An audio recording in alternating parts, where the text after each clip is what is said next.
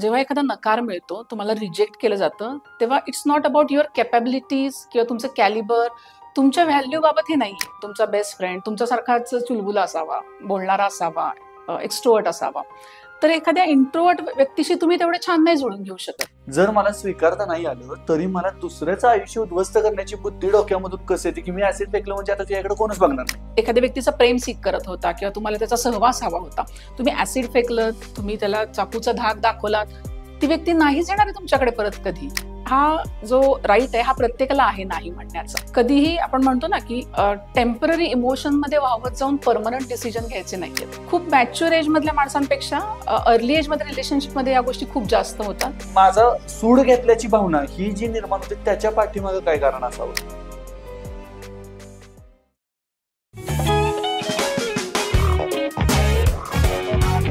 मंडळी नमस्कार. असं म्हणतात की जगात सगळ्यात जास्त डील करायला अवघड गोष्ट कोणती असेल तर ती नकार. कारण एकदा नकार मिळाला किंवा नकारात्मक सिच्युएशन मध्ये आपण गेलो तर त्यातून बाहेर कसं यायचं हे आपल्याला कळत नाही.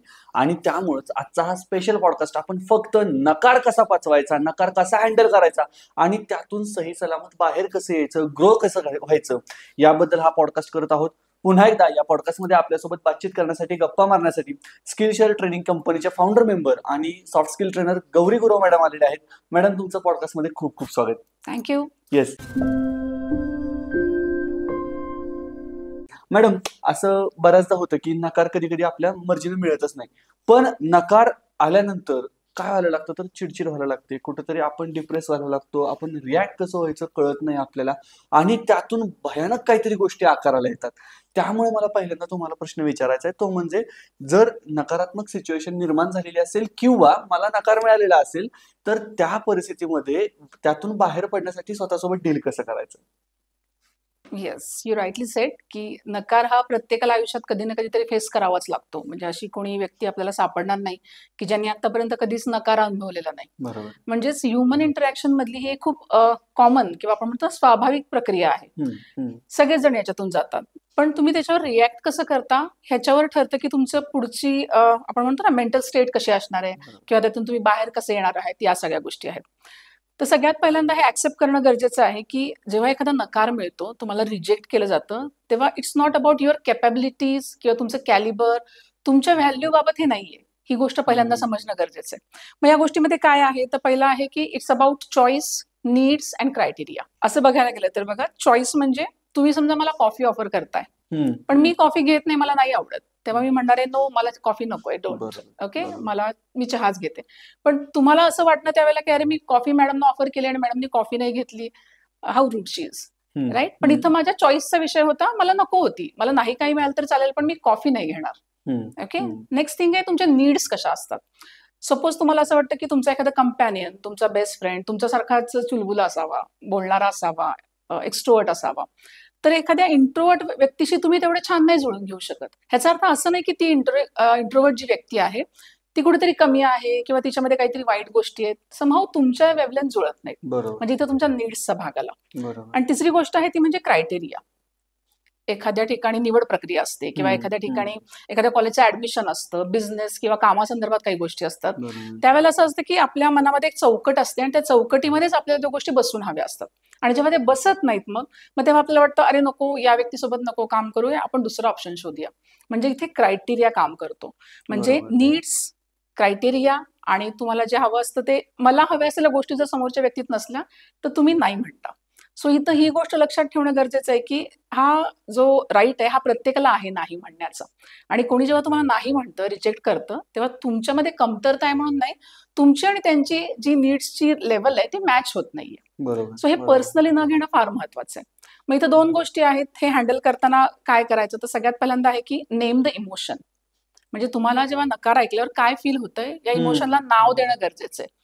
इमोशनचं क्लासिफिकेशन गुड किंवा बॅड बिलकुल नाही करायचं. तुम्ही जर ते बॅड केलं तर मग तुम्ही विक्टिमायझेशन मध्ये जाता, स्वतःबद्दल पिटी फील करायला लागता. जस्ट फील करा की ओके, अरे मी हर्ट झालो, मला नाही हे मिळालं किंवा मला थोडंसं इन्सल्टेड वाटतंय, मला थोडंसं लेफ्ट आउट फील होतंय, कोणीतरी मला नकार दिला म्हणून, किंवा माझ्या इगोवरती ती गोष्ट आलेली आहे. असं जर जेव्हा तुम्ही म्हणता तर तेव्हा त्या इमोशन्स तुम्ही ओळखता, नेम करता, तेव्हा ते इझी होतात तुम्हाला हँडल करायला. असं म्हटलं जातं की name it to tame it. जेव्हा तुम्ही त्याला नाव देता ना त्या फॅमिलियर होता, मग त्यातनं बाहेर कसं पडायचं, तुम्ही शोधू शकता. आणि दुसरी गोष्ट आहे म्हणजे choose your best action after that. म्हणजे त्याच्यानंतर मी बेस्ट काय करू शकतो हे चूज करणं फार महत्वाचं आहे. म्हणजे काही माणसं आपण जसं म्हणतो की एकदम उद्विग्न होतात, अग्रेसिव्ह होतात, तर हे न करता ऑप्शन माझ्याकडे आहे, हा मी करायला काहीही करू शकतो, पण ते माझ्या बेस्ट इंटरेस्टमध्ये काम करणार आहे का हे चेक करणं खूप महत्वाचं आहे. सो कधीही आपण म्हणतो ना की टेम्पररी इमोशनमध्ये वाहवत जाऊन परमनंट डिसिजन घ्यायचे नाहीयेत. कारण इमोशन्स ह्या 95% टेम्पररीच असतात, आपल्याला वाहवून नेण्यासाठीच असतात. सो हे थोडं माइंडफुल राहून विचार करणं गरजेचं आहे. मग यातून आपल्या पुढच्या प्रश्नाकडे जाताना मला विचारायचं आहे की बऱ्याचदा असं होतं की निगेटिव्ह घटना कोणतीही घडली तर त्यातून पटकन रिॲक्शन बाहेर येते, त्याला आपण रिस्पॉन्ड करायला तेवढा वेळ घेत नाही. पण आपल्याला नंतर असं वाटतं की कदाचित मी जास्त वेळ थांबलो असतो, थोडासा विचार केला असता. सो मनाला ती सवय लावण्यासाठी की बाबा मला रिॲक्ट नाही व्हायचंय, मला थोडासा ब्रेक घ्यायचा आहे, मला पॉज घ्यायचा आहे, ही सवय कशी लावायची? Yes, very good question. Actually ही जी प्रोसेस आहे की रिजेक्शन झाल्यानंतर काय करायचं किंवा ते हँडल कसं करायचं बरोबर ह्याच्यामध्ये एक छोटासा क्लू आपण म्हणूया किंवा एक छोटंसं सूत्र आपण लक्षात ठेवू शकतो. ऑलवेज यूज 2 पीज. पी जे अक्षर आहे त्याच्यावर 2 शब्द आहेत. पहिला आहे म्हणजे पॉज आणि सेकंड आहे तो म्हणजे पॉन्डर. ओके. पॉज आहे म्हणजे थांबणं त्या वेळेला, ती इमोशन फील करणं, त्या इमोशन मधनं जाणं खूप महत्वाचं आहे. इमोशनला रेजिस्ट नाही करायचंय की अरे माझ्यासोबत असं होऊच शकत नाही, किंवा आपण म्हणतो ना ऑल गुड सिनॅरिओ की हे नाहीच आहे, असं होणारच नाही, मी ते घेणारच, मी मिळवणारच, अशी दुराग्रही भूमिका नकोय आपली. त्यामुळे त्या इमोशन मधनं जाणं, ते फील करणं, ऍब्झॉर्ब करणं, त्याच्यासोबत टाइम स्पेंड करणं गरजेचं आहे. ह्याच्यामुळे काय होतं, तुम्हाला सेल्फ रेग्युलेशन करायला मदत होते की मी ह्या गोष्टी मॅनेज कशा करायच्या आहेत हे तुम्ही आपोआप शोधायला लागता. आणि ऍक्सेप्टन्स होतो तुमचा की ठीक आहे, दिलाय मला नकार किंवा मला रिजेक्शन झालंय, मला हे ऍक्सेप्ट केलं पाहिजे, ही स्वाभाविक प्रक्रिया आहे. आणि मग ह्याच्यानंतर पॉन्डर करणं की हे असं का झालं असावं, माझ्यामध्ये काही कमतरता आहे म्हणून ऍक्च्युली असं झालंय का त्या समोरच्या व्यक्तीचा तो चॉईस आहे, त्याला काहीतरी वेगळं हवं होतं, तो त्या दृष्टीनं माझ्याकडे बघत नव्हता. या माध्यमातून जर तुम्ही विचार केला तर मग बऱ्याचदा तुम्हाला उत्तर मिळत जातात या गोष्टींची. सो पॉज आणि पॉन्डर या 2 मोठ्या गोष्टी आहेत. म्हणजे याच्यामध्ये माझ्या बाबतीत हे असं का घडलं ह्याचा विचार नाही करायचा, माझ्यासोबत घडलंय तर एक्झॅक्टली ठीक आहे, I take exactly my time and try to analyse की ही गोष्ट कशामुळे घडली आणि मूव्ह ऑन. एक्झॅक्टली. तुम्ही एकटेच नाहीये, तुमच्या बरोबर सेम टाइमला जगामध्ये लाखो लोकांसोबत हे सगळ्या गोष्टी होत आहेत. बरोबर. So that take it easily. आणि सगळ्यात महत्वाची गोष्ट म्हणजे यातून बाहेर पडण्यासाठी मी काय करू शकतो, बेस्ट माझं ह्याच्यामध्ये परफॉर्मन्स काय राहील, मी काय बरोबर. करू. आता समजलंय मला की हे जर मला हवंय आणि मी आता त्याच्यासाठी तिथं जुळत नाहीये, तर मग त्या गोष्टी मी स्वतःमध्ये कशा आत्मसात करू शकतो हे विचार करणं आणि त्यानुसार काम करणं महत्वाचं आहे. अदरवाईज दररोज जर तुम्हाला एक नकार येत असेल आणि प्रत्येक नकाराशी जर तुम्ही लढत गेलात किंवा त्याला रेजिस्ट करत गेलात, तर मग तुमचं आयुष्य त्या गोष्टींशी भांडण्यातच जाणार आहे, तुमची सेल्फ ग्रोथ कधीच होणार नाहीये. बरोबर. So always I will say, my father use to say this की ठंडा करके खाओ. एखादी गोष्ट थंड होऊ दे, म्हणजे ती त्याच्यावर विचार करा, let it rest, let it settle, आणि मग ऍक्शन घ्या. आपल्याला असं वाटतं की अरे इमिजिएट ऍक्शन, आता एखादी गोष्ट मला समोरून आली आहे ना किंवा माझ्यासोबत काही घडली आहे ना, मी तिथल्या तिथं उत्तर दिलं तर माझा तो स्मार्टनेस दिसेल किंवा आपण इम्पल्सिव्ह फील करतो, आता लगेच त्याच्यावर निर्णय पाहिजे, लगेच उत्तर पाहिजे. पण life doesn't happen like this. तुम्हाला थोडं take a back, take a pause, त्याच्यावर विचार करा आणि ह्याच्यातनं मी बेस्ट काय करू शकतो हे विचार करणं गरजेचं आहे. मी काल परवाच ह्याबद्दल विचार करत होतो की कधी कधी हजरजबाबीपणा सुद्धा जो आहे तो योग्य नाही ठरत. म्हणजे आपण Right. स्वतःवरती कंपल्शन करायला लागतो की मला ह्या ठिकाणी काहीतरी रिॲक्ट केलंच पाहिजे, मला पटकन समोरच्याला शांत केलंच पाहिजे, मला काहीतरी बोलायचंच आहे. पण आपण मुवमेंट घेऊन शांत बसतो ना तरी समोरच्याला कळतं की ह्यानं फाट्यावरती मारलंय. सो आपण राईट. घटनांबद्दल पण असं करू शकतो आय गेस. एक्झॅक्टली. आपल्याला असं वायरिंग आपलं झालंय ना की जो पहिलं उत्तर देईल, जो पहिला हात वर करेल, that is the best person, किंवा तो सगळ्यात स्मार्ट मुलगा, ती सगळ्यात स्मार्ट मुलगी. पण ऍक्च्युली रिअल लाईफ मध्ये हा सिनॅरिओ तुम्हाला युजफुल ठरत नाही. तुम्हाला विचार करावं लागतं, आपण ज्याला म्हणतो ना थोडंसं डिप्लोमॅटिक व्हावं लागतं आणि मग रिॲक्ट करणं गरजेचं आहे. सो मग त्याच्यामुळे काय होतं, अनवॉन्टेड सिनॅरिओ क्रिएट होत नाहीत, किंवा मग तुम्हाला बऱ्याचदा अशी रिॲक्शन जाते आणि मग नंतर कळतं अरे चुकलं, माफी मागायला हवी. असे मग प्रसंग तुमच्या आयुष्यामध्ये कमी येतात की you don't need to regret for them, असं होत जातं. आता पुढच्या प्रश्नाकडे जाताना मला आणखीन एक खूप महत्वाचा सिनारिओ डिस्कस करायचा आहे, तो म्हणजे आपल्याला नकार पचवणं जड जातं. म्हणजे कधी कधी ते इतकं आपल्या डोक्यात जातं की समोरचा मला नकार कसा देऊ शकतो, आणि ही जर गोष्ट प्रेमाची असेल तर मग विशेषतः मुलीने नकार दिलेला असेल तर मग त्या मुलीवरती मध्यंतरी पुण्यात घटना घडलेली होती, की कोयत्यानं हल्ला झाला एखाद्या मुलीवरती. ॲसिड फेकण्याची घटना ही आपल्या देशात सातत्यानं होत पाहतो असते. आपण. किंवा मध्यंतरी सातारमध्ये पण घटना झाली. एका मुलीच्या गळ्याला सुरी लावलेली होती, चाकू लावलेला होता. सो मला नकार मिळालाय हे मी स्वीकारायचं कसं? आणि जर मला स्वीकारता नाही आलं, तरी मला दुसऱ्याचं आयुष्य उद्ध्वस्त करण्याची बुद्धी डोक्यामधून कसं येते, की मी ॲसिड फेकलं म्हणजे आता तिच्याकडे कोणच बघणार नाही. किंवा एक्झॅक्टली. मी तिला संपवलंच, तर मग ती माझा सूड घेतल्याची भावना ही जी निर्माण होते त्याच्या पाठीमागे काय कारण असावं? ह्याच्यामागे खूप साऱ्या गोष्टी आहेत, की तुमचं कंडिशनिंग कसं झालेलं आहे, तुमचं अपब्रिंगिंग कसं झालेलं आहे. आणि हे जर प्रसंग बघितले आपण, की लव्ह अफेअर्समधनं या जेव्हा गोष्टी होतात, तेव्हा हे बऱ्याचदा आपण पाहतो, की खूप मॅच्युअर एजमधल्या माणसांपेक्षा अर्ली एजमध्ये रिलेशनशिपमध्ये या गोष्टी खूप जास्त होतात. त्याचं कारण आहे, कारण जेव्हा आपण इव्हॉल्व्ह होत असतो, आपली डेव्हलपमेंट होत असते, तेव्हा अडोलसंट एजमध्ये जे असतं, तेव्हा आपला अॅमिगडेला म्हणजे जो आपण म्हणतो ना, इमोशनल ब्रेनचा जो भाग आहे, तो जास्त फास्टर डेव्हलप होतो किंवा मॅच्युअर होतो तुमच्या प्रीफ्रंटल कॉर्टेक्सपेक्षा, म्हणजेच तुमच्या लॉजिकल ब्रेनपेक्षा. ओके. सो इमोशनली तुम्ही खूप रिॲक्टिव्ह होता त्या एजमध्ये. पटकन एखाद्या गोष्टीला रिस्पॉन्ड करणं, एखादी गोष्ट आवडली म्हणजे आपण म्हणतो ना, बघितलं, आवडलं आणि मी केलं. मग ते काहीही असू देत. हा जो फॉर्मॅट आहे हा खूप लांबपर्यंत या फेजमध्ये चालतो. आणि मग अविचाराने बऱ्याच गोष्टी होतात. मग अर्ली रिलेशनशिप असू देत, हुकअप्स असू देत किंवा सिच्युएशनशिप असू देत. या सगळ्या गोष्टींमुळे होतं काय, की एक इमोशनल रोलर कोस्टरवरती तो माणूस सदैव राहतो.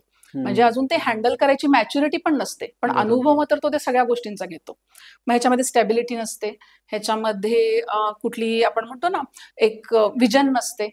पुढे काय होईल किंवा त्याचे परिणाम काय असतील या गोष्टी माहीत नसतात. स्टॅबिलिटी नसते. त्यामुळं मग हे हँडल करणं सोपं जात नाही तितकंसं. म्हणून मग ह्याचं कंडिशनिंग तुमच्या फॅमिलीपासून, तुमच्या फ्रेंड्समधून या सगळ्या गोष्टी समजणं, की अरे असं केल्यावरती असं होतं, ह्याचे कॉन्सिक्वेन्सेस असे आहेत. बऱ्याचदा आपण असं बघतो, की टीव्हीमध्ये काहीतरी बघतो, नेटफ्लिक्सवर बघतो आणि त्या एजमध्ये त्या मुलांना हे लक्षात येत नाही, की ह्याचा आफ्टर मॅथ जे आहे ना, तो इथं दाखवलेला नाहीये. दाखवलेलं नाहीये हे ऍक्च्युली. बघताना खूप छान वाटतंय. बॅकग्राऊंड म्युझिकमुळे म्हणा, विचार न करता केलेले जे रिलेशनशिप जे असतात किंवा आपण म्हणूया अर्ली रिलेशनशिप, त्याच्यामध्ये बऱ्याचदा कमिटमेंट नसते, स्टॅबिलिटी नसते किंवा कोणती क्लॅरिटी नसते. फक्त सगळेजण करतायत किंवा आजूबाजूची लोक करतायत. मी पाहतोय त्या कॉन्टेंटमध्ये ते सगळं आहे म्हणून मला करायचं असं बऱ्याचदा असतं. पण हे हँडल करण्याची कपॅसिटी जी म्हणतो ना आपण, लॉजिकल, इमोशनल ही नसते आणि मग त्याच्यामुळे बऱ्याचदा प्रॉब्लेम निर्माण होतात. सो हे कंडिशनिंग होणं खूप महत्वाचं आहे. खरं काय आणि खोटं काय, जे तुम्ही पाहता त्याचं आफ्टरमॅथ तुम्ही पाहिलेलं नसतं, त्याचे कॉन्सिक्वेन्सेस तुम्ही पाहिलेले नसतात. त्यामुळं जी गोष्ट तुम्ही करताय ही लॉंग टर्म मध्ये मला उपयोगी आहे का लॉंग टर्म मध्ये याचे खूप वेगळे आणि भयानक परिणाम होतील, हे समजणं खूप गरजेचं आहे. माझा ऍक्च्युली पुढचा प्रश्न याच रिलेटेड होता, की म्हणजे आता जो आपला मनाचा डाएट आहे, आपण जे बघतोय, आपण जे वाचतोय, त्याच्यामध्ये नेटफ्लिक्स असेल किंवा ऑनलाईन प्लॅटफॉर्मवरती जे जे काही बघतोय ते असेल किंवा जे बातम्यांमध्ये वाचतोय वगैरे हे असेल, या गोष्टींचा कुठंतरी एक पॉइंट असा मिळतोय आपल्याला का, की बाबा मी असं केलं तर चालतंय. आता बातम्यांमध्ये अशा गोष्टी येतात ना, तर मीही ते करू शकतो. हे कुठंतरी इनकल्केट होतंय का? Yes, definitely. तुमच्या सराउंडिंगचा, तुमच्या आपण म्हणतो ना समुदाय जिथं तुम्ही वावरता, तुमची संगत, ह्याचा खूप मोठा परिणाम असतो. एक आफ्रिकन म्हण आहे, की it takes a village to raise a child. म्हणजे एखाद्या मुलावर त्या संगोपनामध्ये किंवा त्याच्या अपब्रिंगिंगमध्ये फक्त पेरेंट्स त्याचे किंवा फॅमिली नाही, तर तो ज्या समुदायात वावरतो, थोडक्यात त्याची संगत, आजूबाजूचे सगळे घटक, ह्यांचा खूप मोठा वाटा त्याच्यामध्ये असतो. त्यामुळं या सगळ्या गोष्टींचा आपोआप परिणाम होतो. तुमचं फ्रेंड सर्कल, तुमची संगत जी आहे, ते तुमचे विचार असू देत, तुमची स्वप्न, तुमचं विजन, तुमचे व्हॅल्यूज काय असणार आहेत, या सगळ्यावरती प्रभाव पाडतो. म्हणजे असं म्हटलं जातं, की you show me your friends and I will show you your future. Future. म्हणजे जर 4 आळशी लोकांमध्ये तुम्ही बसत असाल ना रोज, तर 5व्या आळशी तुम्ही होणार आहात. 4 अँबिशियस लोकांमध्ये जर तुम्ही बसत असाल, तर 5व्या अँबिशियस तुम्ही होणार आहात. येस. 4 नशीबाज माणसांमध्ये जर तुम्ही बसणार असाल, तर 5वे नशीबाज तुम्ही डेफिनेटली होणार आहात. बरोबर. 4 फिजिकली फिट लोकांना तुम्ही फॉलो करत असाल, त्यांच्या संपर्कात असाल, तर आपोआप काही दिवसांनी का होईना तुम्ही 5वे फिटनेसकडे इन्क्लाइन होणारी व्यक्ती होणारच आहात. बरोबर. सो या गोष्टी खूप मॅटर करतात. त्यामुळं तुमचा संगत किंवा आपण म्हणतो ना तुमचा पिअर ग्रुप काय आहे, ह्याच्यावरती लक्ष देणं फार गरजेचं आहे. बरोबर. पण ज्यावेळी आता आपल्याला कळतंय, की ही संगत किंवा मी काय गोष्टी बघतोय, काय गोष्टी बघायला पाहिजेत हे मला समजतंय. त्यावेळी मग ते सीमारेषा कशी आखायची? म्हणजे कधी कधी कसं होतं की आपल्याला डोळ्यांना चांगलं वाटतंय किंवा कधीतरी एखादी गोष्ट पडद्यावरती आपण बघतो सिनेमाची, त्यावेळी आपल्याला असं वाटतं की माझ्याही आयुष्यात तसं घडून गेलेलं होतं आणि मला त्यावेळी बदला घेता आला नाही, पण ही व्यक्ती बदला घेते तर माझा बदला कुठेतरी पूर्ण होतोय त्या चित्रपटाच्या दृष्टीने, म्हणून आपण ते बघत बसतो आणि आपल्याला प्रोत्साहन मिळतं अशी काहीतरी गोष्ट करण्यासाठी. सो माझी सीमारेषा, मला काय बघायचंय आणि मला काय नाही बघायचं, मला काय वाचायचं आणि काय नाही वाचायचं, ही सीमारेषा कशी ठरवायची? इथं मी म्हणेन, take everything with a pinch of salt. Okay. म्हणजे आपण ओके. जसं म्हणतो ना, बघितलेलं सगळं लॉजिकली खरं असतं असं नाही. थोडा आपल्याला आपला ब्रेन पण वापरावा लागतो. जसं आपण म्हणतो की फायटिंगचे काही सीन्स असतात किंवा काही सुपरफिशियल गोष्टी असतात. ह्याच्यामध्ये आपल्याला लक्षात येतं की ह्यातलं खरं किती आणि खोटं किती आहे. बरोबर. स्पेशल इफेक्टनी किती गोष्टी टाकलेल्या आहेत. हे जसं तुम्हाला एका ठराविक वेळी समजतं, तसंच इथं थोड्याशा गोष्टी ऍप्लिकेशन त्याचं करणं गरजेचं आहे. सगळ्यात पहिलं म्हणजे जे काही मी बघतोय किंवा जो काही माझा पिअर ग्रुप आहे, संगत आहे, ती मला पुढे नेणारी आहे का मागे ओढणारी आहे, हा प्रश्न सदैव स्वतःला विचारणं गरजेचं आहे. माझ्या ग्रोथमध्ये उपयोगी पडतीये का मला मागे ओढणार आहे, माझं थोडंसं आपण म्हणतो ना, मला मागे खेचणारी आहे, ह्यातनं फायदा काहीच नाहीये. सो हा प्रश्न जर तुम्ही प्रत्येक वेळेला विचारला तर ह्याचं उत्तर आपलं अंतर्मन आपल्याला ऑनेस्टली देत असतं. फक्त आपण त्याच्याकडे कानाडोळा करतो. आणि मग बऱ्याचदा हेच होतं की कानाडोळा आपण या गोष्टींकडे करतो, तसंच पुढे जातो आणि मग लक्षात येतं की अरे आपल्याला एक मन सांगत होतं हे बरोबर नाहीये, हे करणं योग्य नाही, हे आपल्या व्हॅल्यूशी अलाईन होत नाही, हे आपल्या गोलशी अलाईन होत नाहीये, हे नको बरोबर. करायला. पण फक्त एका वेळी आपण थांबत नाही किंवा आपण म्हणतो ना, काय होतंय, चलताय, आज केलं म्हणून काय फरक पडणार आहे, या गोष्टीमध्ये आपण वाहवत जातो. सो हे एका ठराविक एज नंतर, म्हणजे काही काळापर्यंत तुम्हाला पेरेंट्स कंट्रोल करत असतात, तुमचे टीचर्स कंट्रोल करत असतात, पण आफ्टर मे बी आपण म्हणूया 16-17 तो कंट्रोल थोडा कमी होतो आणि तो तुम्हाला स्वतः घ्यावा लागतो कंट्रोल. म्हणजे अडल्ट होण्यामधली ही एकच गोष्ट अशी आहे की तुम्ही आता स्वतःचे जबाबदार असता. इतके दिवस तुमची जबाबदारी पेरेंट्सवर होती, टीचरवर होती, आता जे काही होईल ना त्याचं जबाबदार तुम्ही आहात. खरंय. सो हे लक्षात ठेवणं मला वाटतं महत्वाचं आहे. येस. पण याच्यामध्ये आणखीन एक गोष्ट आहे, म्हणजे आपण पटकन तडकाफडकी निर्णय घेतो आणि तडकाफडकी निर्णय घेताना विचार होणं ही भानगडच नाहीये. पण म्हणजे माझा एक मित्र आहे, तर त्याला कंपनीत सिनियर काहीतरी बोलला, त्यानं तडकाफडकी राजीनामा द्यायचा निर्णय घेतला, त्यानं पाठवला आणि तो एका महिन्यानंतर त्या कंपनीतून बाहेर पडला. लकीली त्याला पुढची जॉब प्लेसमेंट होती ती मिळाली. चांगली मिळाली, म्हणजे ह्या Okay. पेमेंट स्केलपेक्षा चांगली मिळाली. पण आम्ही ज्यावेळी बोललो त्यावेळी त्याला म्हटलं, बाबा रे तू असं का केलंस, म्हणजे एवढं काय होतं की तुला लगेच निर्णय घ्यायचा होता. सो मला प्रश्न हाच विचारायचा की असे जे तडकाफडकी निर्णय आपण घेतलेले असतात, मग ते पर्सनल रिलेशन्स मध्ये असू दे, स्वतःच्या आयुष्याबद्दल असू देत किंवा प्रोफेशनल लाईफ बद्दल असू दे, त्याचा भविष्यावरती परिणाम होत असतो का? डेफिनेटली खूप मोठा परिणाम होतो. पूर्वी कसं असायचं ना, एखादी गोष्ट बिघडली, तुटली किंवा काही खराब झाली तर ती आपण रिपेअर करून वापरत होतो. खरंय. कुठलीही गोष्ट, मग तुमची चप्पल असू दे, तुमचं दप्तर असू दे किंवा तुमचा एखादा ड्रेस थोडासा कुठे टॉन झाला तर आपण रफू करत होतो. आता असं झालंय ना, माणसांना ते रिपेअर गोष्ट नकोय. ही जर थोडीशी हे झाली तर ती फेकून देऊया, नवीन आणूया खरंय. किंवा लगेच दुसरं ऑप्शन शोधूया, ही मानसिकता खूप वाढली आणि त्याच्यामुळे असं झालंय की हे नाही तर लगेच दुसरं ऍडजस्ट करायला किंवा थोडंसं त्यासाठी फ्लेक्स व्हायला माणूस तयार नाहीये. आणि यामुळे मग असं होतंय की प्रत्येक गोष्टीत हे नाही चालू शकत ना. आज तुम्ही एक नोकरी बदलली, उद्या त्या नोकरीच्या ठिकाणी काय झालं तर पुन्हा तुम्ही 1 महिन्याने लगेच जम्प आउट नाही करू शकत आहे. मग इथं थांबावं लागतं, थोडंसं कुठेतरी स्वतःला सांगावं लागतं की अरे त्यांना जसं हवंय तसं मला मोल्ड करायला हवं, किंवा मग नाही जमत आहे मला त्यांची अलाइनमेंट, तर मग मला हे नोकरी हा भागच सोडून दुसरं काहीतरी बघितलं पाहिजे. स्वतःचा आधी काय गोल आहे, स्वतःला काय हवंय, त्याच्याशी ते जुळतंय का, हे बघून तिथं पुढे जाणं गरजेचं आहे. सो पटदिशी रिॲक्शन हे खूप नॉर्मल आहे, ह्युमन बिंग करतात, पण कॉन्शियस एफर्ट जर तुम्ही घेतले तर ह्याच्यावरती तुम्ही नक्कीच ओव्हरकम करू शकता. डेफिनेटली. जे आपण यूज अँड थ्रो मेंटॅलिटीचं जनरेशन आहोत हे आधी मान्य केलं पाहिजे आणि त्यानंतर आपल्याला ज्या ऍक्शन घ्यायच्या त्या पुढे कशा होतील याचा एक परिणाम आपल्याला बघायला पाहिजे. एक्झॅक्टली. तुम्ही वस्तूंसोबत करू शकता एक वेळ, if you are economically well off. तुम्ही आज जर एक वस्तू आणली, तुटली, उद्या तुम्ही लगेच घेऊ शकता. पण हे जर तुम्ही नात्यांमध्ये किंवा मोठ्या काही गोष्टीमध्ये जर हे अप्लाय करायला लागलात तर मग हे नाहीये शक्य. त्याची कॉस्ट बिअर करणं शक्य नाही. एक्झॅक्टली. आणि मग कुणाशीच तुमचं जमणार नाहीये किंवा तुम्ही कुणाबरोबरच आपण म्हणतो ना तेवढे पटवून घेणं होणार नाही तुम्हाला. येस. मग हे आतापर्यंत आपण जे बोललो याचा सारांश म्हणून जर विचारायचं झालं की नकार पचवायचा आहे मला, म्हणजे प्रेमात होतो, नकार मिळाला, रिजेक्ट झालोय, किंवा जॉबसाठी अप्लाय केला, तिथं रिजेक्ट झालोय, किंवा मला लोनसाठी ऍप्लिकेशन करायचं होतं, माझं खूप मोठं स्वप्न होतं पण लोन रिजेक्ट झाले, बऱ्याच ठिकाणी नकार मिळतो आपल्याला. सो नकार पचवायचा म्हणजे नेमकं काय करायचं? नकार पचवायचा म्हणजे सगळ्यात पहिली गोष्ट जी आहे ती मग अशी जसं म्हटलं की पॉज घेऊन थोडंसं यावर गोष्टीवरती विचार करणं महत्वाचं आहे. त्याच्यानंतर आणखीन एक वाक्य लक्षात ठेवलं पाहिजे की माणसं ही तुमच्या विरोधात नसतात, माणसं ही त्यांच्या स्वतःच्या बाजूनी असतात. सो प्रत्येक वेळेला की ते माझ्यावर अटॅक करतायत, they are something planning some conspiracy असा विचार न करता ते त्यांच्या जागेवर बरोबर आहेत हा विचार करणं महत्वाचं आहे. त्याच्यानंतर त्याची कारणं शोधणं, कुठल्याही गोष्टी फोर्स न करणं हे महत्वाचं आहे.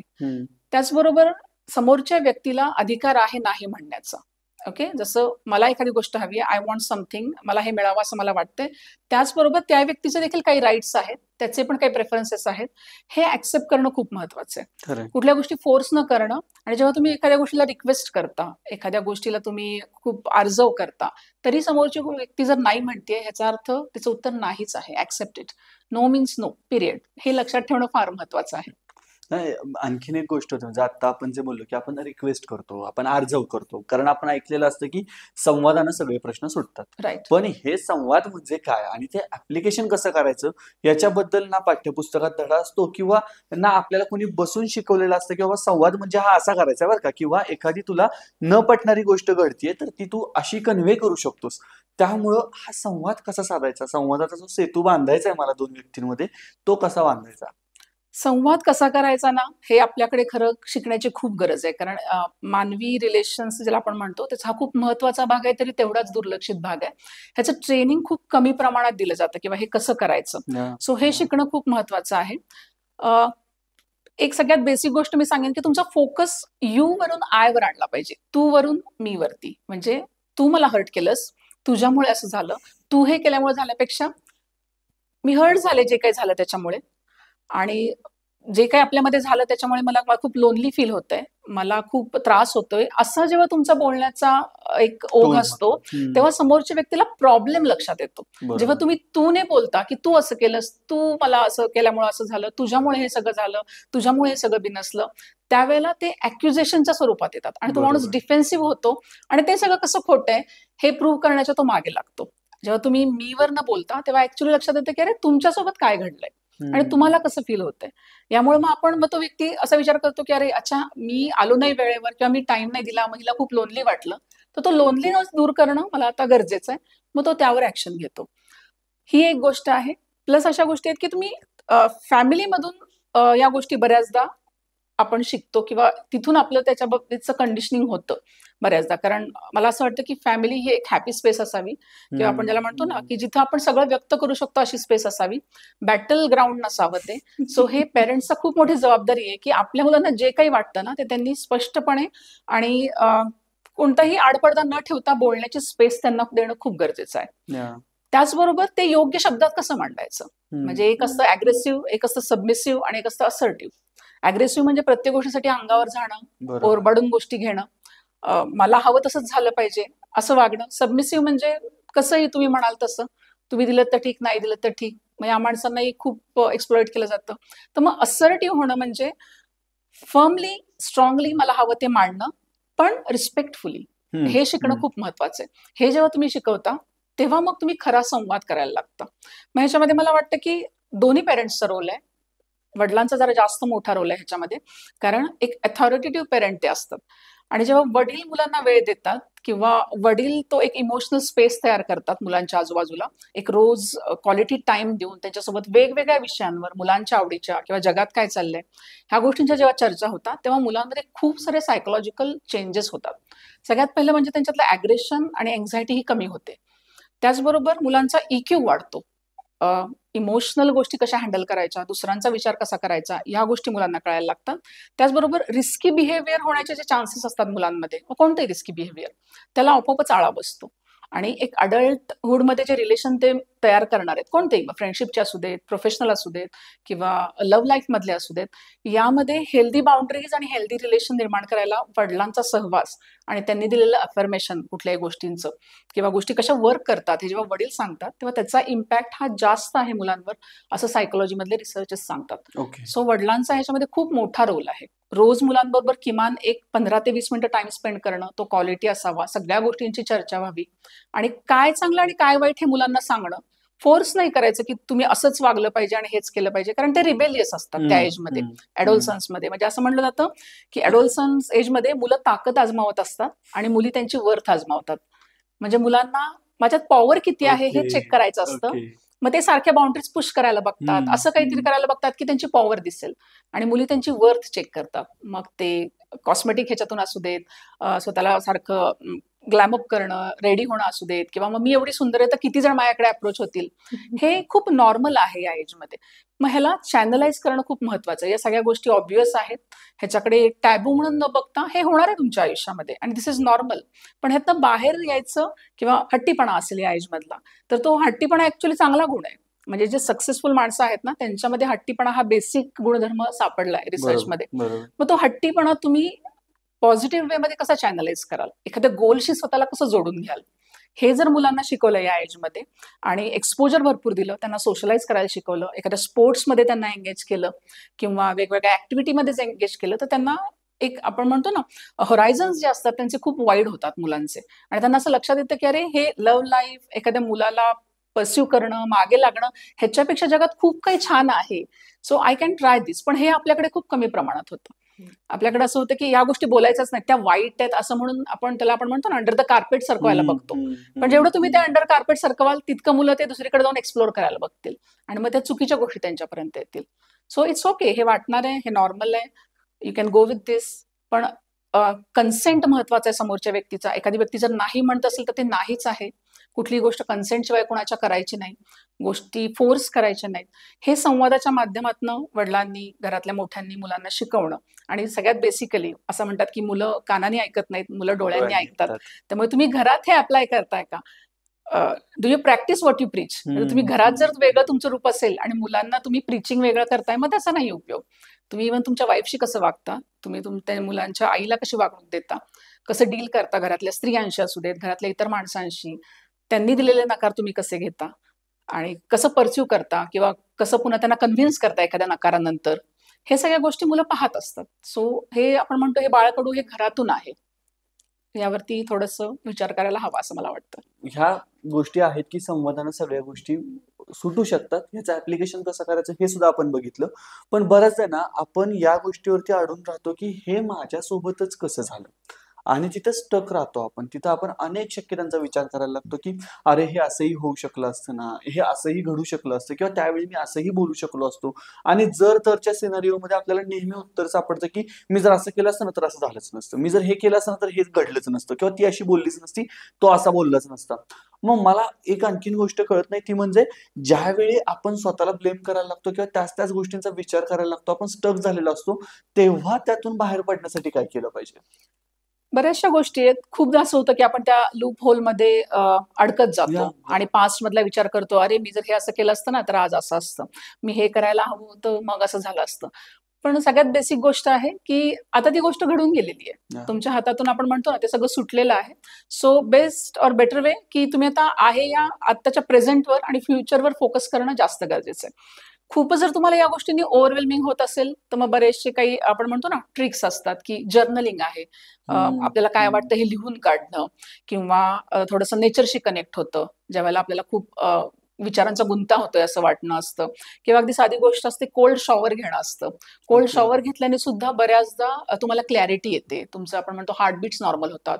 तुमचं जर बीपी हाय होत असेल खूप विचारांनी, फक्त नॉट इन मेडिकल कंडिशन, पण असं म्हणतो ना की आपल्याला एन्झायटी होते, सारखं तेच तेचून धडधडायला होतं, तर कोल्ड शॉवर घेतल्याने सुद्धा आपली त्यावेळची मानसिक स्थिती थोडी कूल डाऊन होते. आपल्याला तो वेळ मिळतो विचार करण्याचा की आता अरे ते झालंय, माझ्या कंट्रोलच्या बाहेर गोष्टी आहेत, पास्ट मध्ये रमून काही उपयोग नाहीये, आता मी काय करू शकतो ह्याच्यावर मला फोकस केला पाहिजे. सो एखादा तुम्हाला मेंटॉर असेल तर त्याच्याशी तुम्ही डिस्कस करू शकता, किंवा तुमचा असा एखादा फ्रेंड असेल, कोणी सिनियर असेल की ज्याची तुम्ही सल्ला तुमच्यासाठी मॅटर करतो, जो तुम्हाला नेहमी चांगला सल्ला देतो, त्याच्याशी बोलणं असू शकतं. अशा गोष्टींवरती लक्ष द्यायला हवं, सो दॅट ह्यातून बाहेर पडता येईल. अदरवाईज तुम्ही जर एकटेच राहत असाल, त्याच्यावरच विचार करत असाल, आपण म्हणतो ना सॉलिट्यूड मध्ये जाताय, बऱ्याचदा असं होतं की काही घटना घडल्या की माणूस स्वतःला असं कुठेतरी कोंडून घेतो किंवा एकटा एकटा राहायला लागतो, त्याच्यातून जास्तच तुम्ही त्या गर्तेत अडकता. बरोबर. सो असं म्हटलं जातं की change your physiology to change your psychology. म्हणजे जेव्हा असं काही वाईट घडतं किंवा तुम्हाला नको असलेली घटना घडते ना, तेव्हा तुमची जागा बदलून पहा. डॉक्टर पण आपल्याला बऱ्याचदा सांगतात की हवा पालटायला जा, ऍक्च्युली हवा पालट म्हणजे काय असतं, तर तुमच्या आजूबाजूच्या गोष्टी आणि सिनॅरिओ बदलतो. तुम्हाला इतर लोक दिसतात, त्यांचे प्रॉब्लेम दिसतात, किंवा कधी कधी तुमच्या प्रॉब्लेमवरचं सोल्युशन तुम्हाला असं कुठेतरी बाहेर अचानक बरोबर सापडतं. बरोबर. So change your physiology to change your psychology. We can go with this. या आणि आणखीन एक गोष्ट मला जाणवते ती म्हणजे कोणीतरी येऊन आपल्याला मेंटरिंग करणं किंवा कोणीतरी येऊन आपला मित्र असतो, मैत्रीण असते, जवळचा नातेवाईक असतो किंवा कोणतरी आपल्या जवळची व्यक्ती असते, ती अशा निगेटिव्ह किंवा इम्पॅक्टफुल प्रसंगामध्ये आपल्या सोबत राहण्यासाठी आधी आपल्याला ती नाती तयार करावी लागतात. एक्झॅक्टली. अकस्मात येऊन कोणीतरी तिथं उभं राहिलंय आणि चल रे मी आहे तुझ्यासोबत, चल रे मी तुझ्या पाठीमागं आहे, असं नाही होत. त्यामुळं राईट. नात्यांसाठी, ह्युमन रिलेशनसाठी सुद्धा आपल्या सगळ्या गोष्टींमधून आपल्याला वेळ काढणं जमलं पाहिजे असं मला वाटतं. डेफिनेटली डेफिनेटली वेळ काढणं गरजेचं आहे, आणि बॅलन्स खूप महत्वाचा आहे. या की आपण ज्याला म्हणतो की तुमच्या लाईफमध्ये बऱ्याच गोष्टी मॅटर करतात. तुमची हेल्थ असते, तुमची वेल्थ असते, त्याचबरोबर तुमची स्पिरिच्युअलिटी असते. सो सगळ्या गोष्टीला तुम्ही किती वेळ देताय आणि प्रत्येक गोष्टीवर फोकस करताय का? एकांगी विकास किंवा एकाच बाजूनी ग्रोथ पाहिजे असं तुम्ही म्हटलं, तर मग कधीतरी तो एकदम खट्ट करून तुम्हाला तो आपण म्हणतो ना ब्रेक बसतो, आणि तुम्हाला जाणवतं की अरे हे सगळं शेअर करायला किंवा आज मला काही बोलायचंय, तर त्यासाठी एकही माझ्या जवळ कोणी माझा जवळची व्यक्ती नाहीये की बरोबर ज्याच्यामध्ये बरोबर. मी ट्रस्ट करू शकतो, कन्फाईड करू शकतो. सो रिलेशन वरती पण फोकस करणं खूप गरजेचं आहे. ऍटलिस्ट तुमच्या लाईफमध्ये 2 तरी व्यक्ती अशा असाव्यात मिनिमम, की ज्याला तुम्ही तुमचं आपण म्हणतो ना you can open your heart too, किंवा कधीही कॉल करून काहीही सांगू शकता. सो मिनिमम 2 व्यक्ती तुमच्या लाईफमध्ये तुम्ही ठेवणं गरजेचं आहे. जर नसेल तर आजपासून अशा मोस्ट लाईकली व्यक्ती शोधा आणि फाइंड आउट त्यांच्याशी केलं पुन्हा पाहिजे. कनेक्शन या करणं ही तुमची प्रायोरिटी असायला हवी. आणखीन एक प्रश्न विचारायचा आहे तो म्हणजे असं म्हणतात की जर आपण निगेटिव्ह माइंडसेटमध्ये असू तर अशा वेळी आपण जर कामामध्ये किंवा कोणत्या तरी गोष्टीमध्ये गुंतवून घेतलं स्वतःला तर ती फेज निघून जाते, ती वेळ निघून जाते आणि त्याच्यानंतर आपण आरामात त्या जे काही घडले त्याच्यासोबत डील करू शकतो. So as a soft skill trainer म्हणून तुमचा याबद्दलचा एक्सपिरियन्स किंवा तुमचं याबद्दलचं ओपिनियन काय आहे? डेफिनेटली जेव्हा तुम्ही एकाच गोष्टीवर खूप वेळ विचार करता ना, तेव्हा तुमचे ठराविक वेळानंतर विचार करण्याची क्षमता तिथे येऊन थांबते. म्हणजे त्याच्यापेक्षा वेगळं तुम्हाला त्या विषयाबद्दल काही सुचत नाही. तेच तेच विचार पुन्हा पुन्हा तुमच्यामध्ये येतात. पण जेव्हा मगाशी म्हटलं तसं तुम्ही फिजिओलॉजी चेंज करता किंवा थोडं तुमचा पेअर ग्रुप बाजूचा चेंज करता, वेगळ्या लोकांमध्ये जाता, नेचरमध्ये जाता, तेव्हा आपोआपच जेव्हा तुम्ही समोर दिसणाऱ्या गोष्टींवर नजर फिरवता आणि विचार करायला लागता वेगळा, तेव्हा तुम्हाला त्या गोष्टींचे कधी कधी सोल्युशन्स तिथनं मिळतात. दॅट्स वाय असं आहे की इथं थोडासा बदल घेणं किंवा स्वतःला थोडंसं पॉज करून, ठीक आहे हे होतंय माझ्यासोबत, हे होत राहणार आहे, पण बाजूला आजूबाजूच्या पण बऱ्याच गोष्टी आहेत, त्याचा पण मला विचार केला पाहिजे. म्हणजे बरोबर. माझ्या लाईफमध्ये इतर पण माझ्या प्रायोरिटी आहेत. तुम्ही हळूहळू जेव्हा तिथं जाता किंवा दुसऱ्या गोष्टीमध्ये स्वतःला रमवता, तेव्हा आपोआपच मग त्या गोष्टीची सिव्हिरिटी जी असते ना तुम्हाला कमी वाटायला लागते. आपोआपच इतर पण गोष्टी तुम्हाला मग थोड्याशा कव्हर करायला लागतात. सो ही गोष्ट खूप महत्वाची आहे. आणखीन एक गोष्ट मला सांगावीशी वाटते, ते म्हणजे 2 गोष्टी आहेत की रेव्हरन्स आणि रेझिलियन्स. रेव्हरन्स हा शब्द असा आहे की स्वतःमध्ये विश्वास ठेवणं, स्वतःला ट्रस्ट करणं, रिस्पेक्ट करणं, आणि त्याचबरोबर त्याच प्रमाणात दुसऱ्याला देखील तेवढाच ट्रस्ट आणि विश्वास करणं आणि रिस्पेक्ट देणं. दिस इज कॉल्ड रेव्हरन्स. आणि दुसरी गोष्ट आहे रेझिलियन्स, म्हणजे माझ्या आजूबाजूला काही घडलं तरी मी हे समजून चालणार आहे, किंवा माझा हा विश्वास आहे माझी वर्थ कोणत्याही गोष्टीने कमी होत नाही.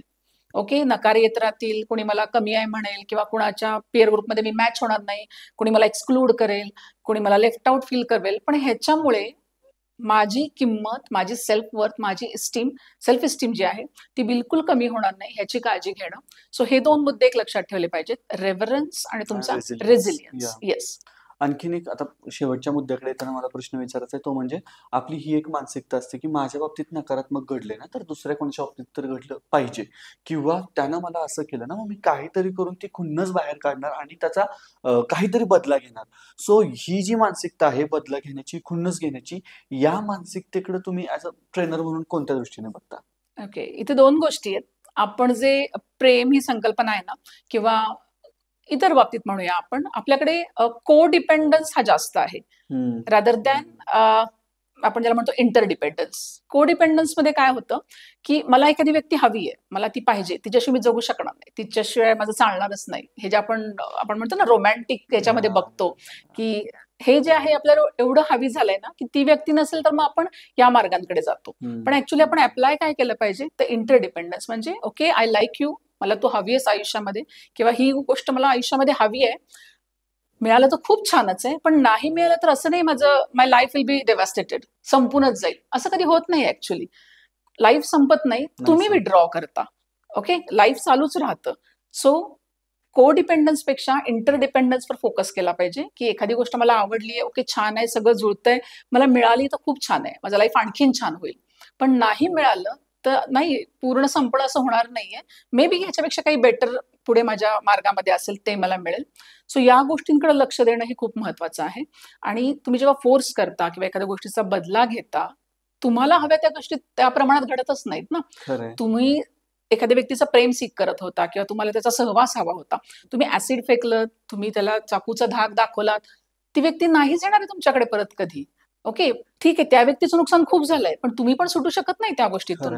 आपण आजकाल पाहतो की पॉक्सो सारखे जे आहेत ते तुम्हाला आयुष्यातून उठवू शकतात, त्याचे फार भयानक कॉन्सिक्वेन्सेस आहेत. सो या सगळ्या गोष्टींचा विचार करणं, की जरी मला वाटत असलं मी सूड घ्यावा, मी ती गोष्ट फोर्सफुली मिळवावी, तरी प्रॅक्टिकल वर्ल्डमध्ये तेवढं सोपं नाहीये, त्याचे खूप परिणाम भयानक भोगावे लागू शकतात. सो हा अवेअरनेस निर्माण करणं आजच्या जनरेशनमध्ये म्हणूया किंवा सगळ्यांच्याच मध्ये, आणि हे अवेअरनेस हा बोलूनच होऊ शकतो. मग आपण म्हणलं तसं संवादाच्या माध्यमातून, घरातून असू देत किंवा मुलांना शाळा कॉलेजेसमध्ये असू देत, हा अवेअरनेस प्रोग्राम पाहिजे, की अरे ठीक आहे, तुम्ही पाहताय मूव्हीजमध्ये, नेटफ्लिक्समध्ये की असं केलं जातं, पण ह्याच्यानंतर काय होणार आहे ना, ते आता आम्ही तुम्हाला दाखवणार आहे, आणि ही प्रोसेस पहा अँड देन थिंक की मी हे करू शकतो का. बरोबर. आणि सगळ्यात महत्वाची गोष्ट, की कधी कुठलीच गोष्ट तुमच्या आयुष्यापेक्षा मोठी नाहीये. तुमच्या आईवडिलांनी जेवढं तुमच्यावरती इन्व्हेस्ट केलंय किंवा त्यांची जी स्वप्न आहेत, ऍटलिस्ट तुम्ही ती सत्यात नाही उतरू शकत, तर किमान त्यांचे प्रॉब्लेम्स न वाढवणं एवढी तरी आपली जबाबदारी नक्की आहे. सो जस्ट राईज, रोअर आणि रूल फॉर युअर पेरेंट्स, असं मी म्हणेन. की जेव्हा तुमचे पेरेंट्स तुमच्यावर खूप इमोशनल इन्व्हेस्टमेंट करतात, स्वप्न पाहतात तुमच्यासाठी, तेव्हा तुमची जबाबदारी स्वतःप्रती आहे, त्यांच्यासाठी नाही, स्वतःप्रती आहे. की मला काहीतरी करायचंय, मला काहीतरी बनायचं आहे. सगळ्या गोष्टी बाय द टाइम आपण म्हणतो की माझ्या आयुष्यात येत राहतील. फोर्सफुली आणि प्रीमॅच्युअरली मी काहीतरी सीक करायचा प्रयत्न करतोय, ओढून ताणून आणायचा प्रयत्न करतोय, तर ह्याच्याने नुकसानच होणार आहे. बरोबर. सो हा अवेअरनेस क्रिएट करणं मला वाटतं खूप गरजेचं आहे सगळ्यांच्या मध्ये. येस. सो आय गेस या पॉडकास्टमध्ये आपली इथेच थांबायची वेळ झाली. आणि मंडळी, तुम्ही जर हा पॉडकास्ट शेवटपर्यंत पाहत आला असाल तर तुम्हाला एक गोष्ट लक्षात येईल, ते म्हणजे नकार हा केव्हाही मिळू शकतो, रिजेक्शन हे केव्हाही होऊ शकतं. आपल्याला त्यावेळी स्वीकारायचंय, थांबायचंय आणि विचार करण्यासाठी वेळ घ्यायचा की नेमकं काय घडलं ज्याच्यामधून आपल्याला बाहेर पडण्यासाठी वे आउट मिळेल.